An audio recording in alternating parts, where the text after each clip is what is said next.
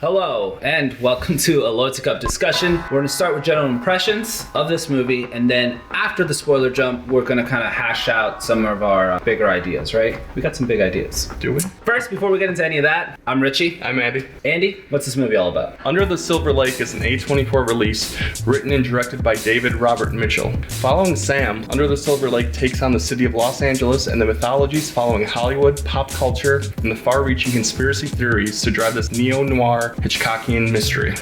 So in 2014, David Robert Mitchell, he comes out with It Follows, big splash. Everybody loves this movie. I really enjoyed that movie. So when the trailer for Under the Silver Lake came out, people were stoked. It looked really great. It was my favorite trailer. You had the Violet Femmes track. Then we had delay. And then another delay, and at least 3 delays. There were literally posters that we saw in the summer of 2018 in the movie theaters, and we were stoked. We were gonna go see it opening night and everything, and then they pulled them. It was announced that it was pushed to the fall of 2018, then the winter of 2018, and then they just kind of cut marketing. So it's as if A24 no longer believes in this movie. I think it's a year and a half now since it was supposed to come out. Was the wait worth it? I'm conflicted, because here's the thing. So DRM, I'm gonna call him DRM now, right? Wrote and directed this film, and they were heavily publicizing the movie as such because of his previous movie that became kind of an instant cult classic, and I think they were banking on that to get all his fans from his previous film to come see this one. This movie had more mystery, it had more controversy, and it seemed really intriguing because of that. So I mean, did you like it? Yeah.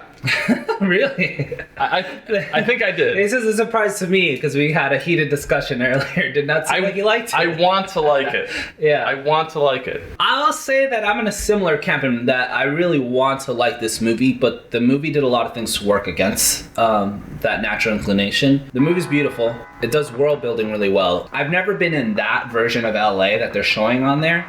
And that version is so full of mystique, it's so full of intrigue, everyone is beautiful, like, all the costumes are great.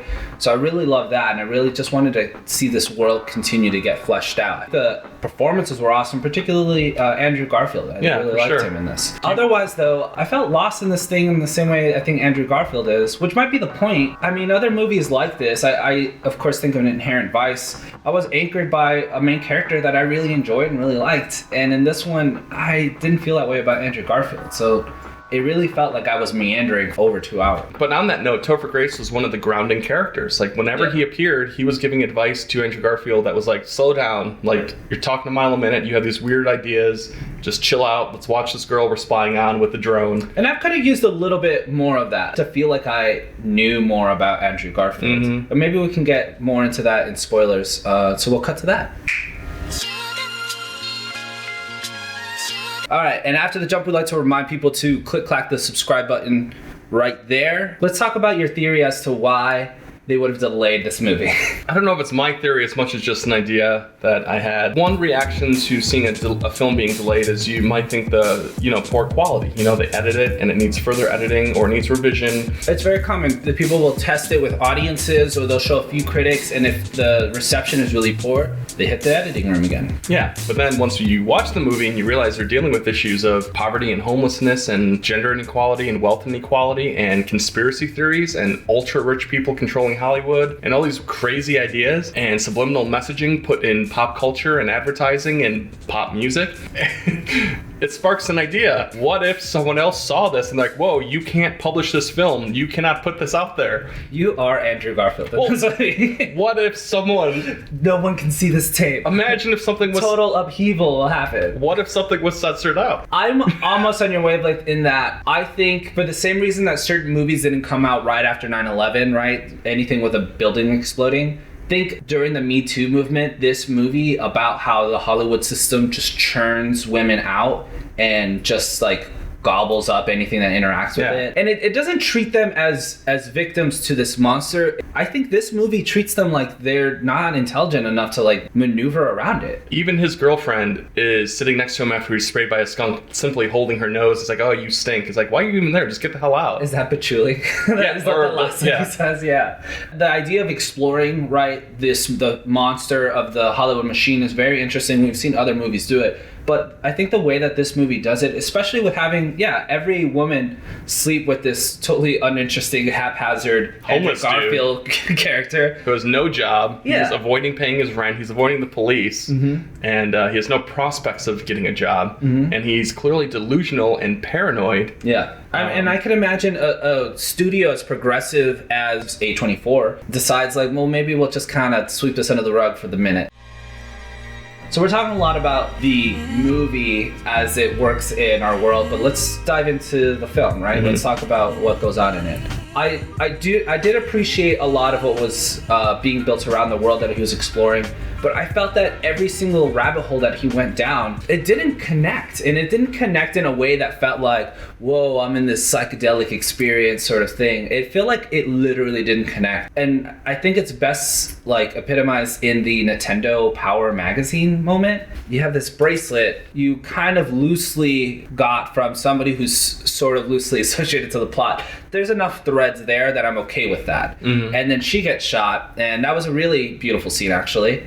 But then when he tries to figure out what the NPM stands for, you could see the endless list on Wikipedia of what it could be, and he lands on the magazine he just happens to love in his apartment. Yeah, that's 8 feet away from him. Yeah, exactly. And he found issue 1. What indicated issue 1? I don't remember it saying NPM 1. No, he was like, but he NPM flipped 1. through to issue 1. Also, he found that map, the cereal box overlay was perfectly the size of the print in there. And that's supposed to be the point, right? Like, whoa, all that he's been saying is totally true. But it didn't do enough work to get to that moment, because that moment had only started like seconds before, so it just felt like random. Well, and didn't he take the cereal box with the map from the guy who died, the author? Yeah. Imagine if that didn't happen, the whole thing would fall apart. Like, there's so many instances that were just handed him on a silver platter, and if he put in like almost zero legwork.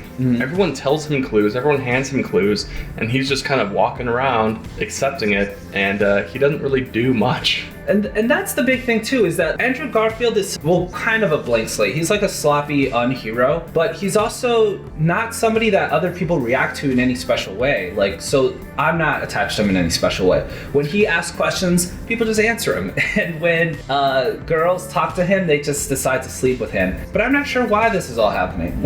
Again, I want to compare it to Inherent Vice. The Joaquin Phoenix character, people either love him or hate him because he's a hippie, because he's kind of the old school, because he is such a way. Everyone has a strong opinion of him. He has a foil in the Josh Brolin character. We have nothing like that. So Andrew Garfield really just seems like a vehicle to tell this story, funnel in which we get the information. But other than that, he's just kind of a weirdo. Well, I think that's an interesting thing, is that one of the few people you see from the protagonist perspective is from the security footage from the author's house, right? Because it's revealed he's paranoid as well.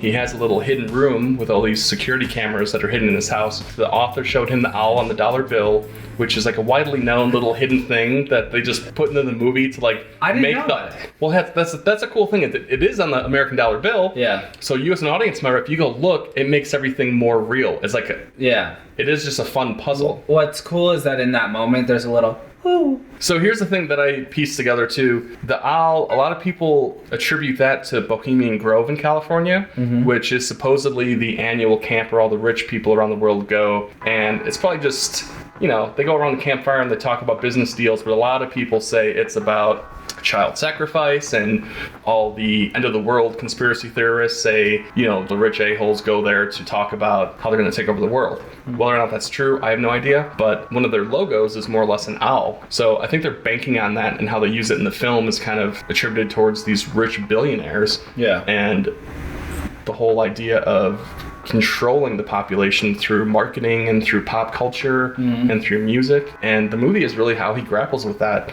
Feeling as if he's been failed by all that up until now. Yeah. Yeah. And when he literally meets the creator of all this, the music maker, he uses Kurt Cobain's guitar to smash his head in. That's such a great scene. That was such a cool visual. Do you think it was a joke that they had both Andrew Garfield and Topher Grace in the same movie? Because of Spider-Man? Are they? Oh my god, I never made that connection. I feel like this movie takes on so many Hollywood jokes. Yeah. Just for the fun of it, right?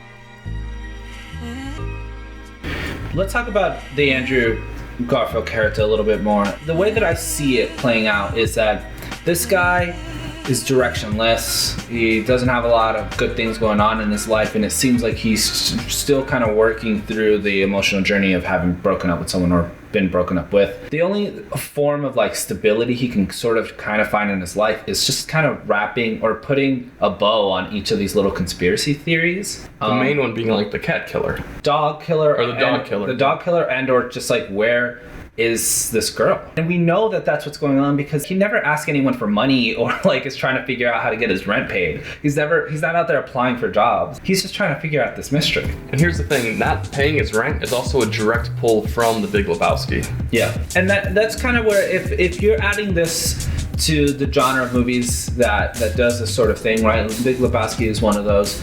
I still think this is a worthwhile entry to that little subgenre. I think it's a very beautiful film. I think it's very interesting to take the journey. I just felt a little like unfulfilled by the end. While watching it, I think there were a lot of heavy-handed references to a lot of the LA noir mystery crime dramas. You have Mulholland Drive, you have Big Lebowski. There's so many Hitchcockian references, and then literally he passes the gravestone of Hitchcock. I'm glad he did acknowledge that. It's kind of hard to get away from when you're making LA drama or an LA mystery, but it becomes that, which is nice. And I think the lore around Hollywood culture is kind of so widespread that I like that they dig deeper and they kind of created a new mystery, both the character and the audience. And so that's kind of cool. Yeah, I do think it almost does act now to me as the definitive sort of like mystery box to peer into when you really want to pontificate on what's going on with Hollywood, right? You put in Hollywood as the Illuminati, and this is the movie that comes out. It as a movie serves more than just a film to watch. It does create an experience for the viewer beyond the film. Because if you go and look at a dollar bill, like we mentioned, you do see the owl. If you look at the marketing, you question whether or not something was censored out of the film.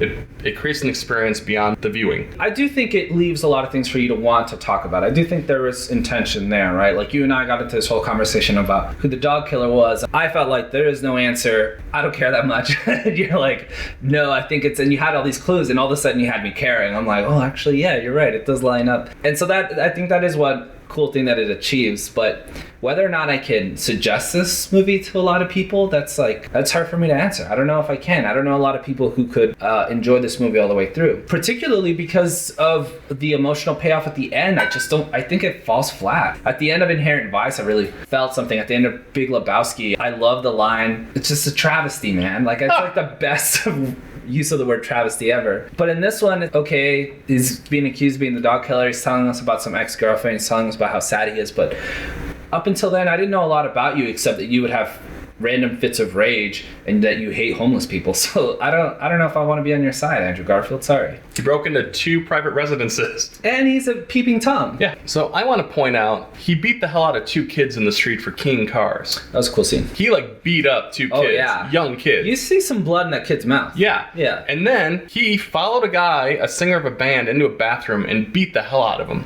Because he thought the singer hid hidden messages. And at any given moment, he just starts following women across the city. And he's like not even trying to hide that hard. He's like behind a palm tree peering out in broad daylight. It sounds like you're getting to some major theory here. What I'm getting to is I wrote down, I do think Andrew Garfield's character Sam is the dog killer. One of the main pieces of evidence is near the end when he's saved by the homeless king. He drinks the tea when he's at the base camp for the rich guys, whatever. And he passes out. The homeless guy comes out of the ground and saves him, right? Because he realizes the mystery's not for him. He's going to let the rich guys die underground under the cement, whatever. When the homeless guy goes, hey, there's one thing before I let you go. Why do you have the dog biscuits in your pocket? And he plays it off like, oh, my ex-girlfriend had a dog, and I want to, ruffle the dog's face one more time. There was a girl that I liked who had a dog. But either way, he had the dream where he was following the dog biscuits, and in his dream, or he found a dead dog, and then he was mutilating a body, and he woke up. Yeah. You think in some sort of fever dream, he was doing that without consciously being aware of killing animals? Is that... Potentially. I kind of feel like that's where I land on it too. I just don't think David Robert Mitchell is that concerned with actually answering that question, but rather tying us up, just continue to have this movie kind of churning in our brains.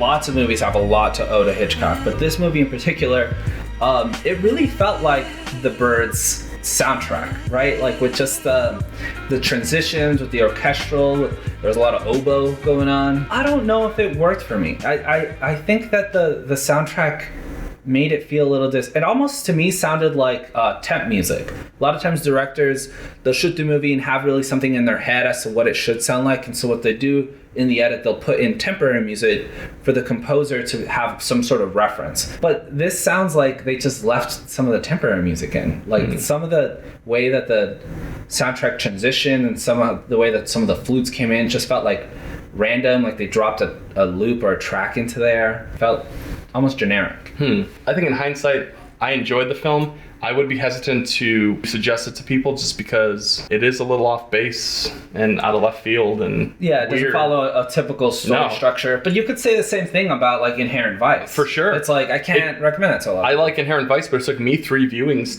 to really understand what was happening, to really appreciate it. And Paul Thomas Anderson makes beautiful films, and all the actors are like award-winning actors and actresses in that film. But when you have films that are so dense and so long, and it covers so much ground in a 2-hour span, and especially when it is some sort of neo-noir drama or mystery, and it has layers of mystery that both the characters are solving and that you are expected to engage with, it creates this environment where it doesn't leave answers. A lot of audiences don't like that. So that's our thoughts on Under the Silver Lake. If you like what we're doing, if you love movies the way that we do, please hit that subscribe button and hit that like button too. That really helps put this video in front of some other eyes. What do you guys think? Do you think Andrew Garfield is a dog killer? Let us know in the comments. And with that, we wish you all the very best. Good night.